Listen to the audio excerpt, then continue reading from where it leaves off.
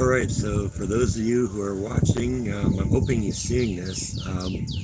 This is my attempt to get out into the yard and make sure that when the solar eclipse comes next week, that I'm in a position where I can get it. So there we go, Elizabeth. Hi, Elizabeth. How are you? We're not going to do a full live stream. This is only going to go for a few minutes, but this is kind of a proof of concept.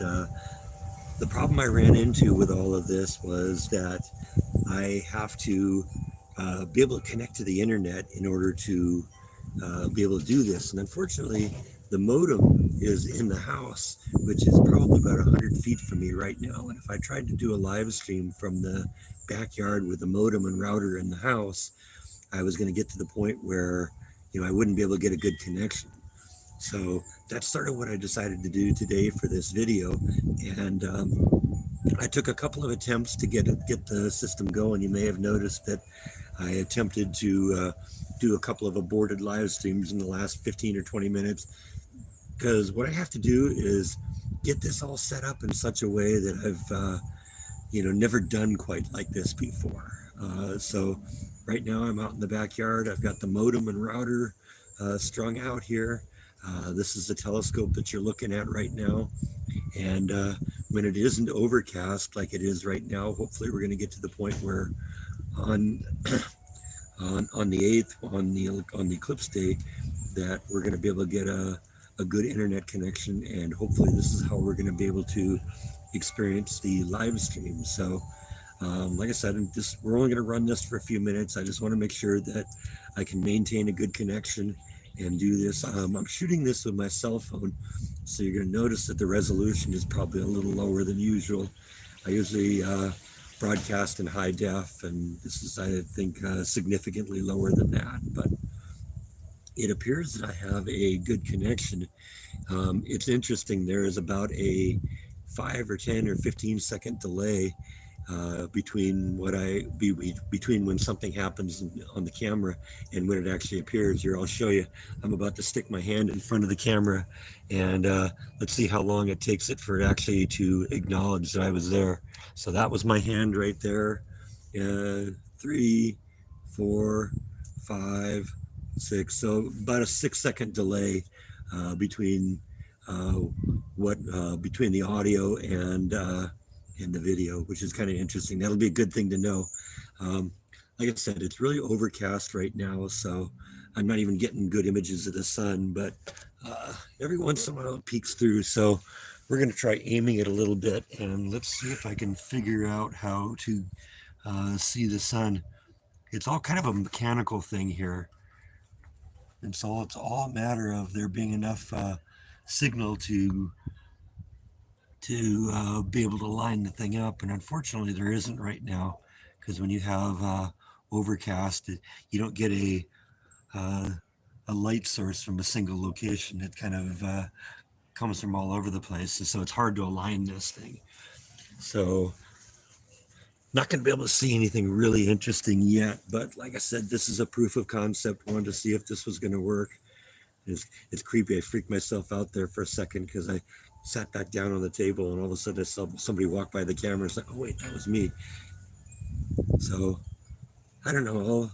I'll answer a few questions if anyone wants to ask anything. But like I said, this is just more proof of whether we can actually do this. And so far, it looks like it's working. There were some things I had to figure out, because normally what happens is I tried broadcasting a few months ago when I was in California for my mom's funeral. That one time where we went to the beach and my nephew had to go jump in the ocean, even though it was like 40 degrees out. And I tried to live stream that, but for some reason it would only do the camera upright rather than full screen. You know how a lot of people, when they shoot on their cell phone, shoot video on their cell phone, you end up with the black bars on both sides because they hold the camera upright rather than sideways. I could only do it that way initially, and I figured, well, there's got to be a setting in there that will allow me to switch that. And so before I went live this time, I took a couple of attempts at figuring out if I could find that setting in there. And I did indeed find it. And so we can go full screen now. So this is all going to be interesting. I have no idea what's going to happen next week. If you watched the live stream today, you know that I'm a little concerned right now that the weather might not cooperate for next week's event. But I don't know, keeping my hopes up here. We got it's supposed to rain right now on next Monday. So I don't know. We'll see what happens. I do know that weather prediction this far in advance in Texas is, you might as well not even waste your time, because in the last day or two, the weather will suddenly change, and you never know what's going to happen. So we're going to stay on the assumption that we're going to be able to do this way, and in reality, this is sort of there's also something interesting I'm doing with this, because that's what today's video is going to be, and tomorrow the video you're going to watch is me setting this all up and kind of working out the details and deciding what happened, and deciding if there's anything I can do. So I don't know.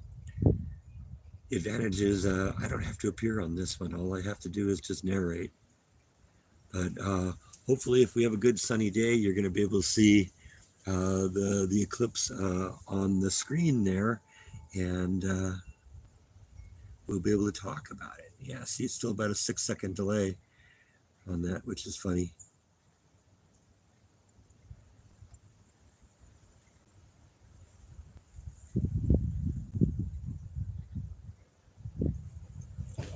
The concept works, though. I was thinking I could maybe do this.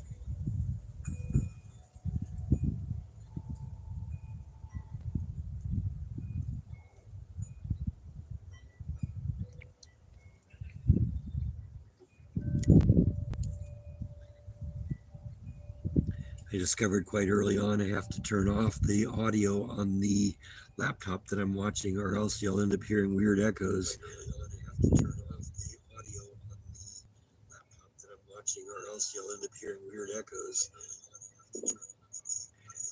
Yeah, you see what I mean?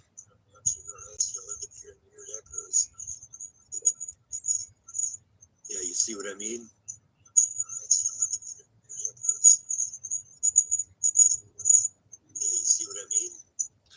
So yeah, we'll just have to run it with no audio here. Have the speaker muted so you don't hear that. It's all part of the fun start here.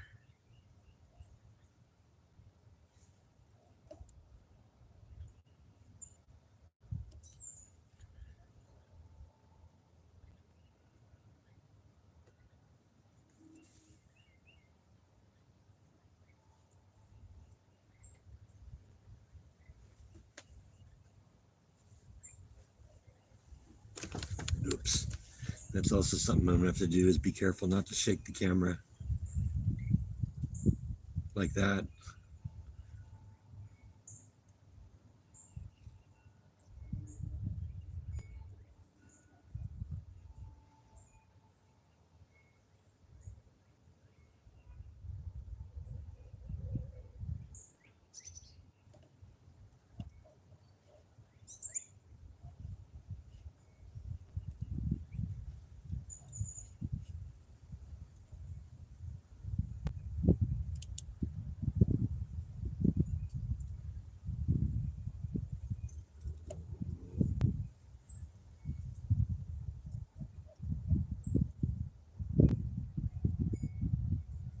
I'm actually going to be interested in watching this back later on and see if if this looks any good.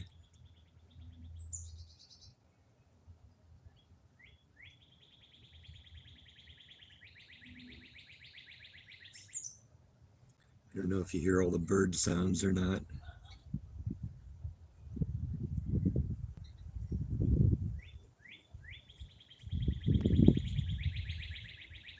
I don't know if anyone's even watching anymore.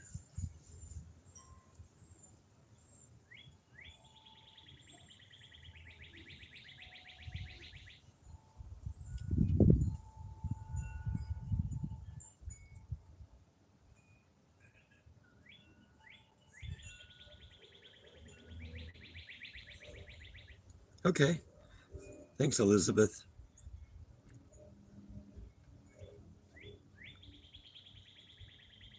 Like I said, we're only going to go for a few more minutes. This is just to prove whether the system can work. This is all kind of trailblazing here and trying new things, something I've never tried before.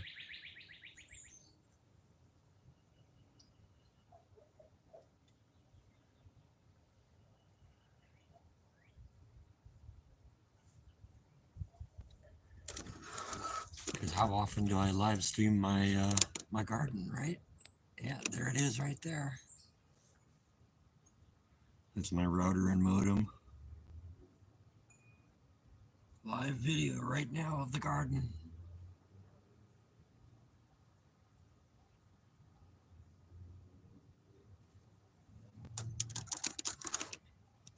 I guess I can flip the image around here. Yeah, there you go. Now you gotta look at my ugly mug. Wouldn't wish that on anybody. But that's not what this is gonna be. This isn't gonna be the Bruck show here, so.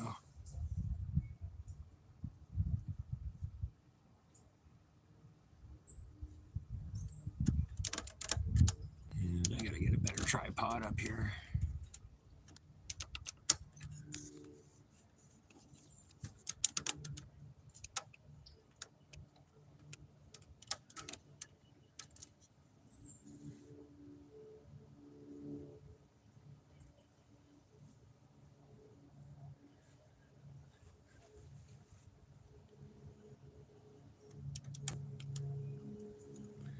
That's probably a better angle.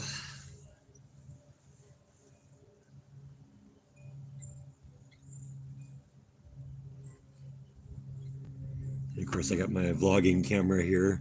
So, like I said, I'm doing a vlog of me setting this thing up. So, you're going to be able to watch that tomorrow here.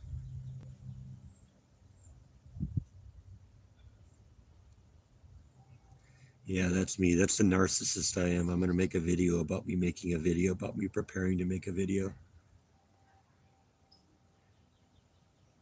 You can bend your brain a little bit, right?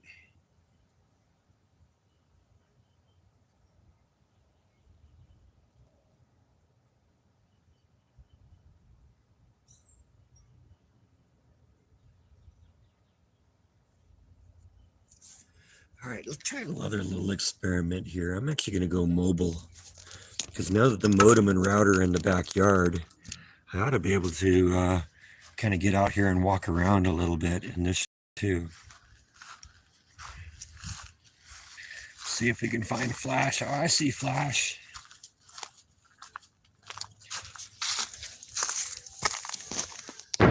There's live Flash.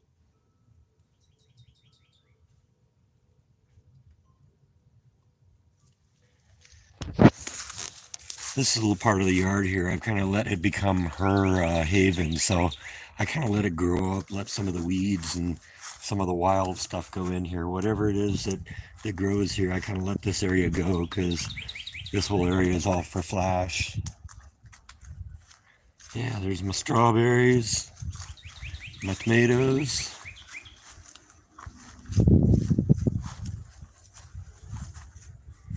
And my really sad drained pool with all sorts of leaves in the bottom of it. Yikes, I gotta get in there and get all that out. Definitely need to replace the liner now. Look at that. How gross is that? Let's see if I can go over here and show you the garden here. Should be able to go anywhere in the backyard now. Get a pretty good connection.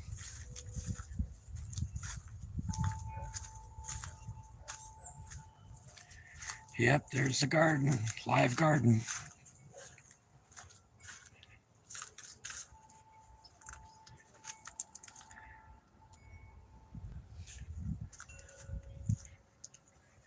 See, that's sort of what this whole thing is about. It's about experimenting, see what I can actually do with this. Because now, like I said, I got the modem and router in the backyard. I can pretty much go anywhere in the backyard and get a rock solid internet connection.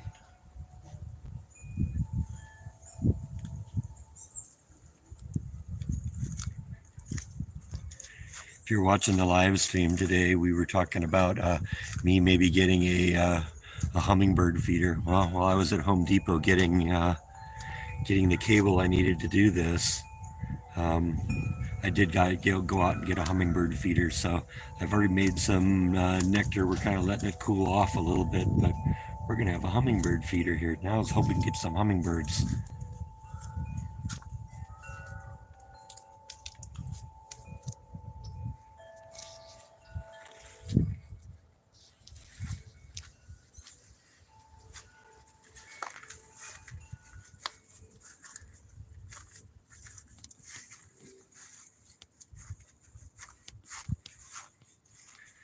All right, well, I think as a proof of concept, this works.